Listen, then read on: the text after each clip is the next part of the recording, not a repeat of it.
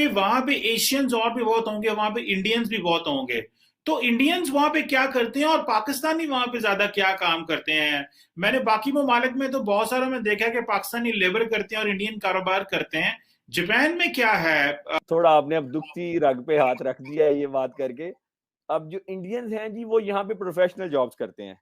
वो इंजीनियर्स हैं, वो लॉयर्स हैं, वो डॉक्टर्स भी हैं, यानी कि वो प्रोफेशनल फील्ड्स में, खास तौर पे इंजीनियरिंग में। हमारे पाकिस्तानी जो इधर भाई हैं सारे जो आए हुए हैं, वो सारे कार बिजनेस करते हैं 99.99%। आज ये चेहरा, कल दूसरा चेहरा, आज ये चेहरा, आज ये हुकूमत में, वो अपोजिशन में, फिर वो हुकूमत में, वो अपोजिशन में। और क्या बदला है? यही बदला है, हुकूमतें बदली हैं, बयानात सबके एक जैसे। लेकिन इन बयानात से ना तो पहले अवाम बेचारी के हालात बेहतर हुए, ना अब हालात बेहतर होने के कोई इम्कानात नजर आ रहे। क्या करे अवाम इन बयानात का? सुबह दोपहर शाम बयानात बयानात बयानात, क्या करे अवाम? कहते हैं इन्होंने जो टीएलपी को अनबैन किया है, कल को अगर टीएलपी कोई ऐसा, ये जो फ्रांस वाला मामला है फॉर एग्जांपल, ये अगर इन्होंने फिर ये बात खड़ी की या कोई और इस किस्म की बात खड़ी की जिसका ताल्लुक इंटरनेशनल कम्युनिटी के साथ है, तो शोर पड़ जाएगा। तो खास तौर पे जब से ये तालिबान आए हैं अफगानिस्तान में और पाकिस्तान ने उनकी जो स्पोक्समैन बन के पाकिस्तान का रोल जो सामने आया है कि आप इंटरनेशनल स्टेज पे आके तालिबान को उनसे ज्यादा आप उनके स्पोक्समैन हैं। तो वो जो मैंने नोटिस किया है, यहाँ पे मेरा भी पॉलिटिक्स में इंटरेस्ट है, मैं उसको बड़ा बारीकी से पढ़ता देखता हूँ, तो ये पसंद नहीं इन्होंने।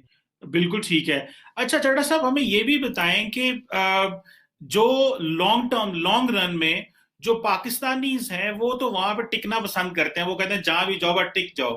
तो जी ये जी। बताइएगा कि इसमें जरा मुझे ये भी इसके सवाल के साथ मैं अटैच करता हूं कि वहां पे एशियंस और भी बहुत होंगे, वहां पे इंडियंस भी बहुत होंगे। तो इंडियंस वहां पे क्या करते हैं और पाकिस्तानी वहां पे ज्यादा क्या काम करते हैं? मैंने बाकी ममालिक में तो बहुत सारा में देखा है कि पाकिस्तानी लेबर करते हैं और इंडियन कारोबार करते हैं। जापान में क्या है? कि क्या कोई इस तरह की चीज है यहाँ पे पाकिस्तानी भी बिजनेस करते हैं? सुनने में तो आया था कि बहुत सारे पाकिस्तानी बिजनेसमैन भी हैं जापान में। जरा हमें इस हवाले से कुछ बताएं। थोड़ा आपने अब दुखती रग पे हाथ रख दिया है ये बात करके। अब जो इंडियंस हैं जी, वो यहाँ पे प्रोफेशनल जॉब्स करते हैं।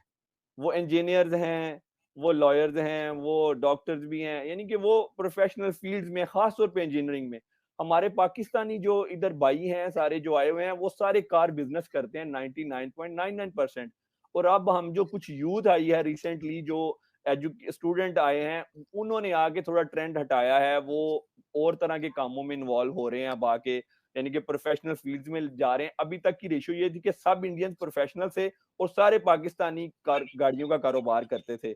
इस हवाले से, और जरा पाकिस्तान जापान के हवाले से हमें बताएं कि जापान के साथ हमारे अच्छे ताल्लुकात हैं, कारोबारी हालात से भी जरा बताइएगा। कि मुझे तो पता चला था रिसेंटली जापान ने हमारे कर्जे माफ कर दिए थे और फिर उसके बाद उन्होंने कहा आज के बाद हम आपको कर्जे नहीं देंगे। ये भी कोई ठीक है बात? दो तीन चीज, ये बड़े अहम इंपॉर्टेंट क्वेश्चन है, मैं इनको पॉइंट वाइज लेता हूँ। जो आपने जो गवर्नमेंट लेवल की बात आप जो कर रहे हैं कि जापानीज गवर्नमेंट या हमारी गवर्नमेंट के आपस में टर्म्स क्या हैं, तो वो खास तौर पे जब से ये तालिबान आए हैं अफगानिस्तान में और पाकिस्तान ने उनकी जो स्पोक्समैन बन के पाकिस्तान का रोल जो सामने आया है कि आप इंटरनेशनल स्टेज पे आके तालिबान को उनसे ज्यादा आप उनके स्पोक्समैन हैं। तो वो जो मैंने नोटिस किया है, यहाँ पे मेरा भी पॉलिटिक्स में इंटरेस्ट है, मैं उसको बड़ा बारीकी से पढ़ता देखता हूँ, तो ये पसंद नहीं इन्होंने किया, क्योंकि ये अमेरिकन लाइन को टो करते हैं। तो वो पसंद नहीं कर रहे कि आपका प्राइम मिनिस्टर जो है वर्ल्ड स्टेज पे तालिबान को सपोर्ट करता है। तो वो थोड़ा हिचकिचा रहे हैं हमारी गवर्नमेंट से मामलात अपने डील करने के हवाले से। तो अब वो ऐसा ऐसा हिचकिचा रहे हैं, वो उस हवाले से ज्यादा इंटरेस्ट नहीं रख रहे हैं पाकिस्तान के अंदर। और दूसरा ये है कि उन्हें ये फील हुआ है कि ये वो सिंसियर थे, आपके लोग वहां पे काम करने में सिंसियर नहीं है अपनी ही सोसाइटी के अंदर रहते हुए। आज ये चेहरा, कल दूसरा चेहरा, आज ये चेहरा, आज ये हुकूमत में, वो अपोजिशन में, फिर वो हुकूमत में, वो अपोजिशन में। और क्या बदला है? यही बदला है, हुकूमतें बदली हैं, बयानात सबके एक जैसे। लेकिन इन बयानात से ना तो पहले अवाम बेचारी के हालात बेहतर हुए, ना अब हालात बेहतर होने के कोई इम्कानात नजर आ रहे। क्या करे अवाम इन बयानात का? सुबह दोपहर शाम बयानात बयानात बयानात, क्या करे अवाम? अमली तौर पर प्रैक्टिकली ठोस और मौसर पॉलिसियां बनाना होंगी, उन्हीं से अवाम को रिलीफ मिलेगा। लेकिन अलमिया कह लें, अलमिया ये हमारे मुल्क में हमारे सो कॉल्ड रहबर जिन्हें वाकई बड़ी फिक्र है हमारी, एक दूसरे से लड़ने में इतने मसरूफ होते हैं कि इनको पता नहीं होता कि अवाम में भी कोई चीज़ रहती है पाकिस्तान में, इस मुल्क में। अब चीनी महंगी हो गई, लेकिन सियासी रहनुमा वही फीके बयाना देने में मसरूफ हैं। यानी कोई इस पे इल्ज़ाम लगा रहा है, कोई ईंट का जवाब पत्थर से दे रहा है। मुझे लगता है दिन रात ये सोचते रहते हैं कि कल इसकी बात का मैं ये जवाब दूंगा, परसों इसकी बात का मैं ये जवाब दूंगा। अब आप बेचारी क्या करें बताएं। सिलसिला अफसोस के साथ कहूँगी बड़े ज़ोरों शोर से जारी है हमारे मुल्क में, अफसोस के साथ कहूँगी। अब ये कहीं ऐसा ना हो कि जो अपोजिशन हुकूमत ये जो एक दूसरे पर इल्ज़ाम तराशियाँ, एक दूसरे की पगड़ियाँ उछालना, इल्ज़ाम के चक्कर में आवाम की नज़रों में खुद अपनी वैल्यू को कम कर बैठे। ये जो कहते हैं ना, आज मैंने उसकी वैल्यू कम कर दी, आज मैंने उसको आवाम की नज़रों में गिरा दिया। कहीं ये ना हो कि अपनी अपनी वैल्यू ये आवाम की नज़रों में कम कर बैठें या कम से भी नीचे खो ही दें। अब चीनी की जो बढ़ती हुई कीमतें हैं, इसके दिफा में मदी चीनी आज भी 90 रुपये फ़ी किलो में मिल रही है और इन्होंने इस तासर को भी ज़ायल करने की कोशिश की है कि जो चीनी का बहरान पैदा हो गया। हकीकत ये कि जी गरीब का चीनी खरीदना वाकई मुश्किल हो गया, जबकि हुकूमत और अपोजिशन सियासत करने के लिए अब चीनी जैसी बुनियादी चीज़ को भी ज़रा सोचिए। ये लोग सियासत के लिए चीनी जैसी बुनियादी चीज़ को भी बख्शने के लिए तैयार नहीं है।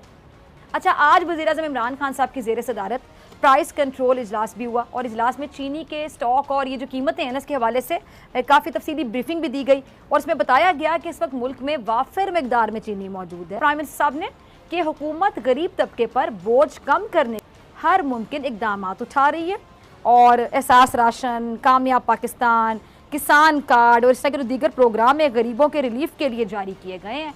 यानी एक तरफ हुकूमत कहती है कि वो महंगाई पर काबू पाने के लिए इकदाम कर रही है, जबकि ऑपोजिशन सब कुछ खराब करना चाहती है। तहरीके तालिबान पाकिस्तान और टीएलपी तहरीके लब्बाइक पाकिस्तान डिफरेंट, उस पर मैं आता हूँ, टीएलपी पे भी आता हूँ, उसमें भी गुफ्तगू ठीक है। सो उन्होंने उनको कहा कि ना कि इन पे हमारी गुफ्तगू जो एडवांस स्टेज पे है, सो दैट्स द रीज़न हम आपको ना कॉन्फिडेंस में लेना चाहते हैं। पार्लियामेंट को पॉलिटिकल लीडरशिप है, आप लोग जो है आगे बढ़कर आएँ और इस पर बातचीत करें।